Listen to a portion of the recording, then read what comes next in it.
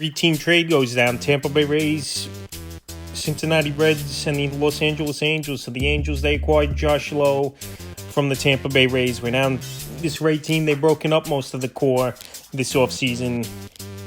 Traded Brandon Lowe away, trading Shane Baz away, and now Josh Lowe traded away. So the Angels get Josh Lowe, Cincinnati Reds get Brock Burke, and the Tampa Bay Rays get Gavin Lux and Chris Clark, an unranked prospect in the deals. Josh Lowe, I think he needed a change of scenery. The last couple seasons, his numbers are way down. So last season, 396 at-bats, 11 home runs, 40 RBIs, 56 runs scored, a 220 average, and a 283 on-base percentage for Josh Lowe. So this Angel team, we know they traded Taylor Ward early in the offseason for Grayson Rodriguez. They got an opening in the outfield. And Josh Lowe, I think he's someone who could be a late-round flyer pick, where this Angel team, like I said, they had a decent offense at times last season, led by Mike Trout, led by Taylor Ward. Like I said, they traded away Joe Adell, had a breakout season. Now you add Lowe to the outfield where they needed another outfielder. And obviously he's a guy with a cheaper contract and someone who's still under control for a couple more seasons for this Tampa Bay Ray team. So like I said, in terms of fantasy baseball,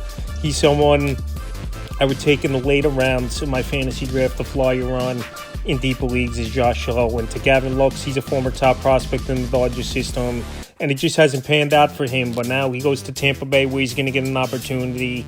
And like I said, Tampa Bay, they've moved a lot of pieces off. I believe Lux, who's going to be the primary second baseman now for Tampa Bay after Brandon Lowe, they traded him away in another three-team trade earlier in the offseason to the Pittsburgh Pirates. So last season was a bad year for Gavin Lux. 5 homers, 53 RBIs, 446 at-bats with the Reds, 49 runs scored, a 269 average, but a solid on base with a 350 on base percentage. So in terms of fantasy baseball, he's going to get the everyday job for this Tampa Bay Ray team. They don't have much going on over there, where they're in pretty much a rebuild mode. I think he could be decent as Gavin Lux for this Tampa Bay Ray team. And we see it throughout their team history. They pick someone up, obviously he was a failed prospect or someone on the cheap, and all of a sudden the guy breaks out and is a very productive player. So he's someone to keep an eye on draft day in fantasy baseball, but not someone obviously I'm going to draft in many fantasy leagues as Gavin Lux, unless you're in the deeper leagues.